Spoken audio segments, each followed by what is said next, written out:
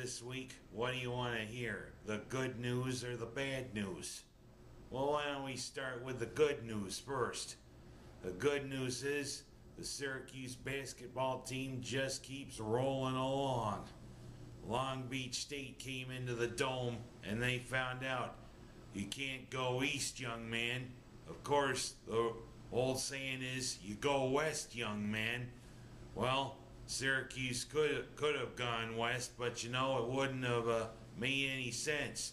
So Long Beach State goes east.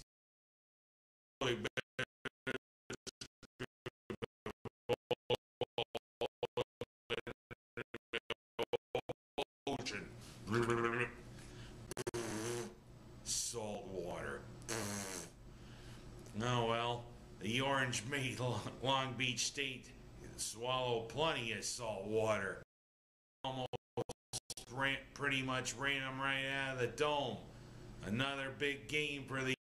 And then Saturday, Monmouth, that our good old boys from New Jersey, come into the Dome. Monmouth had never played the Orange before.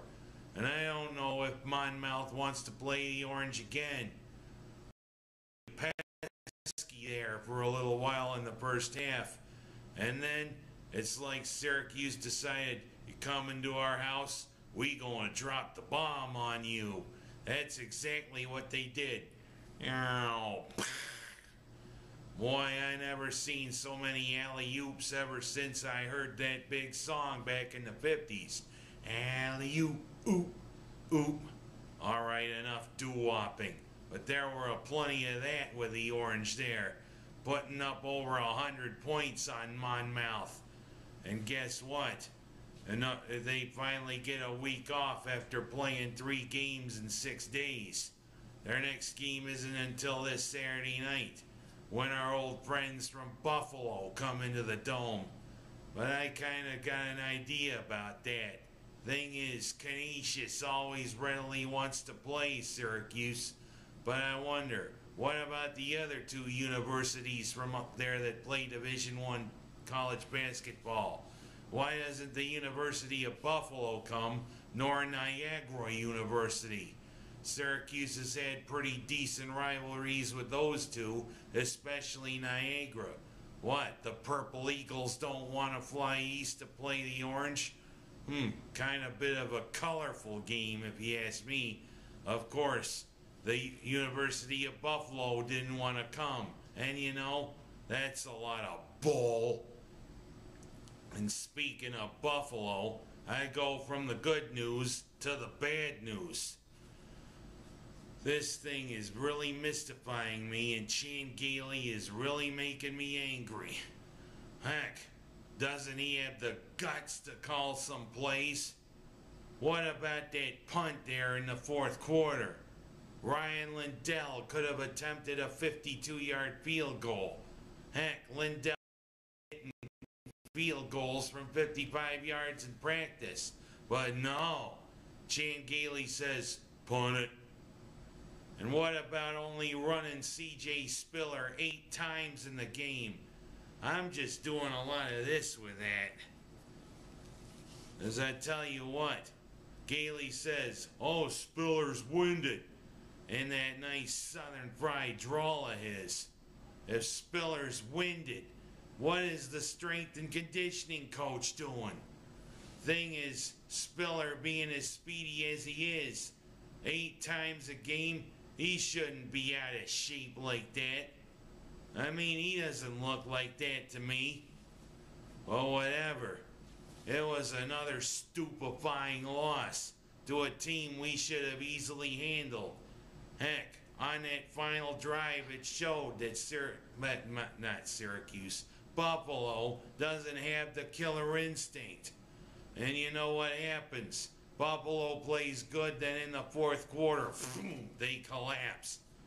And especially on that final drive where we made mediocre Sam Bradford, who in his first 3 years hasn't looked like the #1 overall draft pick that he was. I mean, he hasn't looked like Tom Brady, but we made him look like Tom Brady on that final drive. And of course, we let him score the 2-point conversion. And then Fitzpatrick on our final drive. That lazy, wounded duck of a pass that was easily intercepted. This Bills team is really stupefying, you know. And Shane Gailey with all his witticisms and that, it's growing old hat. But you know, don't you have the guts to call some plays? Don't you have the guts to take some risks? What'd you do? Leave your ball somewhere? Well, wait a minute. Oh, here it is. Here's one of your balls, Gailey. You can find the other one somewhere back down south of the Mason-Dixon line. That's where I think you ought to go. You and Buddy Nix. What have you done? Nothing. It's time to say sayonara to you, Gailey. Enough of this. 13 years of this is... Ugh. Well, enough for that bad news. Let me talk about one thing that starts this Saturday. It's the start of the bowl season for college football. But you know, you gotta wonder, are there too many bowls? There's 35, I think, bowl games, if I've counted right, including the national title game. 70 teams. Seems as though even anybody with a mediocre record could be in a bowl. Of course, Louisiana Tech thought they'd hold out to be in a better bowl game, but you know what? They got stiffed. Mainly because they're in the WAC conference, which pretty much dissipates after this year. But you know, 35 bowl games. It used to be everybody cared about the Sugar Bowl, the Rose Bowl, the Orange Bowl, the Cotton Bowl, because they were the major bowls. But now there's all sorts of bowls. Hell, we've got the New Mexico Bowl. We've got the famous Idaho Potato Bowl. What's next? And now we welcome you to the Cereal Bowl from Lucky Charm Stadium. Or we could say, here's the Salad Bowl from Romaine Lettuce Stadium. Hey, wait a minute. There was a bowl game called the Salad Bowl a long time ago. But you know, what are they going to come up with next for bowl games? I don't know. And let me talk about our nice event that happened this past weekend. The It's a Wonderful Life celebration. Mainly, I want to talk about the thing that's become a huge event. The 5K run through the streets of Seneca Falls. And I mean, 3,000 people were there this year. But I noticed one thing when I was standing at the finish line welcoming them come in. One of them was a race walker. And I think it was that one that they've interviewed on several Rochester stations, that nice young woman who's doing that. And I mean, she was flying past. But you gotta wonder about race walkers. Heck, they have that unique gait. Of course, rules are they have to keep one foot in contact with the ground at all times. But you gotta wonder. They say race walkers are among the most ridiculed of track and field or athletics athletes. But you know, the way they do that gait, I almost was tempted to tell the DJ to throw on KC and the Sunshine Band, because it seemed as though she wanted to put on her boogie shoes as she walked past. Well, enough singing off key, shall we? That was a tremendous event, and let's hope we could get maybe 4,000. But you gotta wonder, how many runners can Bridge Street hold? I mean, they get on there and it could go, boom. That wouldn't be good. Of course, It's a Wonderful Life. And last but not least this week, boy, hide your girlfriends, hide your wives.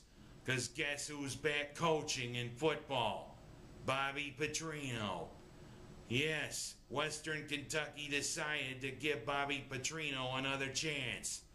And that one I'm just shaking my head about. I mean, look what this guy's done. He coached at Louisville for about 4 seasons, bolted for the NFL, only coached part of one season with Atlanta, then with 3 games left, he decides to notify his team that he's leaving via a four-sentence laminated thing hung on their lockers. Then goes to Arkansas, almost turns the Razorbacks into national title contenders. Then he has that whole tryst with that concubine. Heck, he cheats on his wife, gets in a motorcycle accident, lies about it. And that was the end of his tenure there at Arkansas. I just wonder what's going to happen now that he's the coach at Western Kentucky. Who else is this nincompoop going to screw, if you know what I mean? And of course, his brother, who was his offensive coordinator through much of this, is now the head coach for Idaho, Paul Petrino. Oh boy, I just wonder if he's as dud a spud as his brother. Of course, coaching Idaho, you could have a greater potato. In that case, you could pour on the Heinz gravy. And of course, if he does the things that, you know how brothers could be. If he does things like that, you could say, vandals, vandals. That's enough for this week, shall we? I'm Ken Haas. That's my story, and hide your girls, everybody. Bobby Petrino's back. Yeah!